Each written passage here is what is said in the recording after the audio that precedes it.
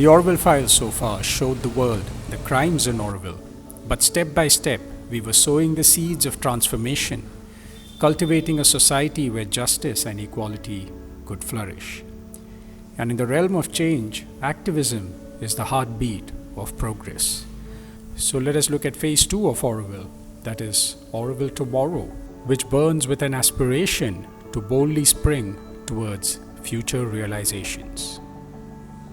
What's happening right now, this kind of change that's happening, is kind of changing Auroville from phase 1 to phase 2, whatever phase 2 is. So phase 1 of Auroville has lasted for about 50-55 years. And as far as I'm concerned, it's basically been like a hippie colonial enclave, you know. With people have done good work. You know, there are some people who've done really good work, but it's all happened within the context of this hippie colonial enclave. Now, what it's going to move to, we don't really know for sure. There's various options, various directions that it can move in. But there's no need to fear what's going to come. And because it's been a hippie colonial enclave, whatever comes can't be worse than what has happened before. So let's move with optimism and kind of confidence into the future, and try and make Auroville the best,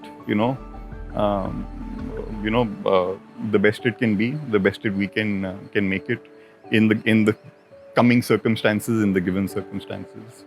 And what are the administrative changes or the good things that the government has done? And do you feel that if criminals are allowed to breed in Auroville, do you think that there will be a change in consciousness and suddenly after 3 decades they become saints? Well, I don't know what Mother intended with all of this, and I mean, how she allowed this to happen for all of these decades. But so it's clear that there is a totally new path opening for Auroville now. This is a completely new phase. It's going to be very different, and it is already being looked into in a very different way. So the emphasis, it will take time. It's going to take a lot of time because it's a very, very complex thing. My biggest frustration when I started working with the TDC was that you would want to just start from scratch with everything, and you can't. You don't have an empty space here anymore. You cannot just do it the right way. You have to deal with the fact that there's 50 years of aberration and completely wronggoing, and nobody wipes it clean. There's not been a moment where all of the Aurovillians were sent out and we just start again and we start interviewing each person again and we allow the ones we think and this and that. That's not happening at all. We start from a very difficult, wrong situation and we're going to turn that around somehow. So it is very hard to do that because you have to work in between very, very difficult things that are not meant to be, in fact.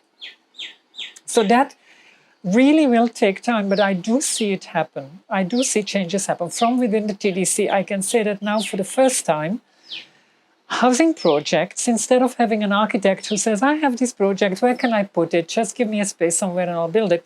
No, we're now looking at where is the galaxy? Where do we need more people? Where can we start creating the galaxy form? And what do we need to have that? And we need to absolutely have more houses. So let's look at the residential zone and start creating the galaxy in the residential zone, little by little, taking into account that there is stuff on the ground already. So let's use that and let's see what do we need to do to turn what is there right now, little by little, into the galaxy shape. That's already very difficult. That's never done before. It's very, very weird to do that thing. Secondly, houses should not be sold to people who come and live here. That's ridiculous. It's the opposite of what Auroville was ever meant to be. So now we need to suddenly find a way to have houses given to Aurovillians and as long as people are Aurovillians, for the moment they're Aurovillians, they should get a house for free. They should have a place to stay in. So who's then funding it? And it's very hard for people to change that idea that they have in their head that, but they will just have to pay for it. No, that's exactly what we're not going to do anymore, because that creates all of the ownership, all of the entitlement that this is my place and I put so much money in it and I did so much thing and I did all of this myself. So that needs to change. These two are immensely big hurdles from what we have. So it's being worked on. I can see it. It's really being worked on. But it takes just time. Once these things are in place, building new houses and building, it will come very fast. It will suddenly take off. But we need to get to that moment. Now, this is one of the administrative changes that have taken place. The other things is that the FAMC is finally starting to do something which was almost blasphemy in Auroville, which is centralization. When I was working in the guest houses, I started to see we need a centralized booking system, we need centralized administration. After a few years, I just had to stop using the word centralized, because people would really get angry and totally divert the discussion to the word centralized and to what meaning that had in their head. Instead of practically, we're a super small town, even a town of 50,000 is nothing. If you can't have that centrally administered, then what are we doing? You know, what is it then? So these things, I can see indeed, I can see huge changes, but because they are mainly mentality changes, it's really the mentality that needs to change. And it's super hard. So that takes time. And 1.5 years is probably not that much. I would have loved to see changes way faster and just, I mean, the bulldozing that they say that happened hasn't happened at all. I would know a lot of people that I really feel like if you keep them here, we're shooting ourselves in the foot, because they are so deeply ingrained in the old mentality. And as long as they are here, if new people come in and they meet with these people and they see how they behave, how can they now live in Auroville and think that Auroville is for something totally different? What do you mean? Look at all these people. They don't do what you tell me that I should be doing. They're not doing the mother's Auroville. What is this? You know, so it creates confusion if we leave them here.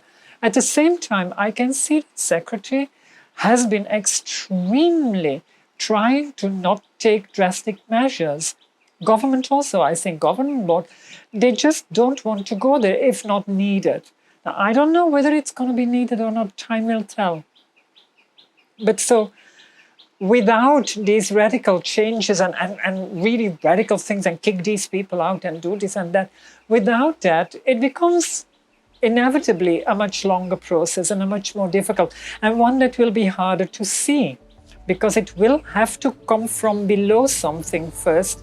And it is already happening, I mean, according to them so much. And I can see, we all can see, that they have lost a lot of momentum and a lot of steam, and people are losing totally the confidence in what the core group of Aurovillages want. I mean, it's the narrative, the things, they're losing credibility, left and right, because they don't have any power to implement anything anymore.